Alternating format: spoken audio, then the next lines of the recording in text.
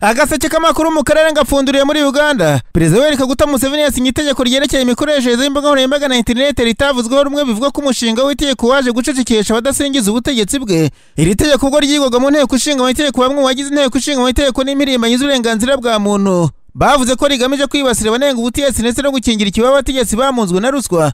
Iri tegeko rivuga ko gutanga amakuru atariyo, gusebanya cyangwa se kwanagaza abantu ukoresha imbuga nkoranyambaga ari icyaha gihanishwa gufunga imyaka 7 cyangwa se gutanga ihazabu ya miliyoni 15 z'amashiringi.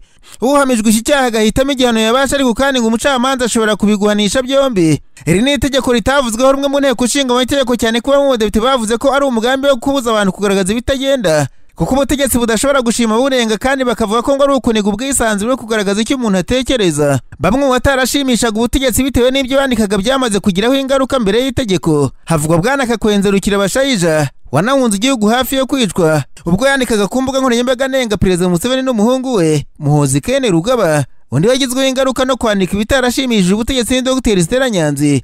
Impirimbanyi yafunze umwaka n'igice yamijwe gutukira Perezida Museveni kuri Facebook. Byavuzwe ko yamututse kuri nyina ku bice by'ibanga. Nararanganje amaso ibinyamakuru byandikirwa muri Kenya, abanyamakuru bashyize amakaramu ku mpapuro barandika. Barizwa ubutegetsi bwa Kenya bwatangiye gusogongera ku manda n'ibihano biremereye byo kutabasha kwishyura imyenda igihugu cyagurijwe na Repubulika y'Ubushinwa.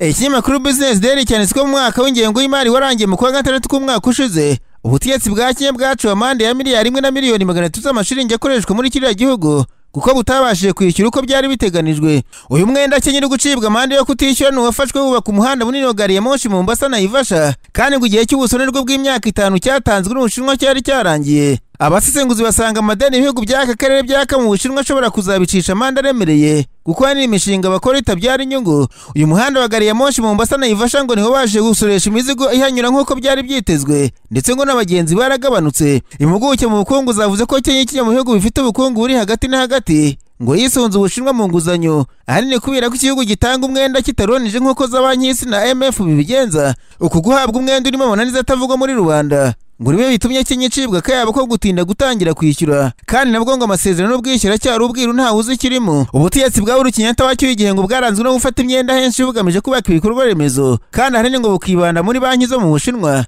Hari amakuru amaze iminsi avuga ko na Uganda yaba yarafatiriwe ikibuga kinini cya Entebbe kubera imyenda y'Abashinwa, ariko ubutegetsi bwarabihakanye. Umuhanda wa gari ya moshi mu Mombasa na Naivasha ngo wahombeje igihugu cya Kenya ku buryo amafaranga yari kuvamo bari kujya bayashyira kuri konti z'Abashinwa birangira bidashobotse. Ikinyamakuru Business Daily cyanditse ko leta ya Kenya mbere yo gucibwa bukavuga ari kamande yo kutabasha gutangira kwishyura, ngo igihugu cyandikiye Ubushinwa gisaba ko cyakongezwa amezi 6 yo kwitegura neza buranga. Ibifatwa nko gusinyisha ibihugu bya Afurika amasezerano yambuze uko ngira.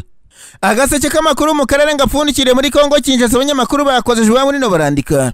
Barizwa amashyirahamwe y'imiryango itera leta muri Nord Kivu yavuze ko bibabaje ko barwanya ba M23 bamaranye amezi n'umujyi wa Bunagana, kuko ngo byatumye bongera imbaraga mu birindiro byabo nka Canzu, Runyoni, Bunagana na Kabindi. Amakuru ava Bunagana avuga ko umupaka wa Bunagana uhuje Kongo na Uganda ukora nta kibazo, amakamyo y'Uganda azana ibicuruzwa akagurisha kandi akajyana ibindi biva muri Kongo Kinshasa. Iyi miryango yavuze ko nk'isoko rya Bunagana rirema ku wa mbere ndetse na Shengero rirema ku wa gatanu arema nta kibazo, kandi byose bikaba bikorwa bihagarikiwe n'abarwanyi ba M23. Radio Okapi yavuze ko abarwanyi baba baracyuye impunzi zabaga mu nkambi byegeranye za Uganda, ndetse bamwe ngo bazanwe ku ngufu basabwa gutura nk'uko bisanzwe. Umuvugizi w'ingabo za leta ya Kongo muri Nord Kivu aherutse kuvuga ko igisirikare kiri kwisuganya ngo cyongere kwigarura ibice byose bya teritwari ya Rucuru byafashwe n'abo barwanyi. Hari amakuru ariko kandi avuga ko umwuka waba warongeye kuba mwiza muri teritwari ya Jugu mu ntara y'Ituri, kuko amezi ashize ari 3 nta sasu rivuze. Abatanze amakuru barahamya ko inyeshyamba zishobora kuba zaratanze agahenge. Abaturage bavuze ko umuhanda Bunia Mahagi wari wabaye inzira y'urupfu ubu nguri nyabagendwa ku buryo nta modoka ikigomba guherekezwa na burende za gisirikare.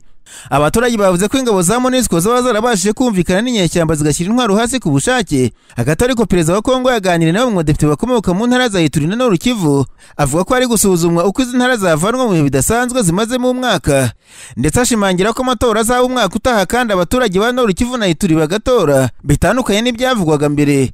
Umutegetsi mukuru muri Kongo yashimangiye ko ari umugambi wo kwisubiza umujyi wa Bunagana kandi bigakorwa vuba bidatinze.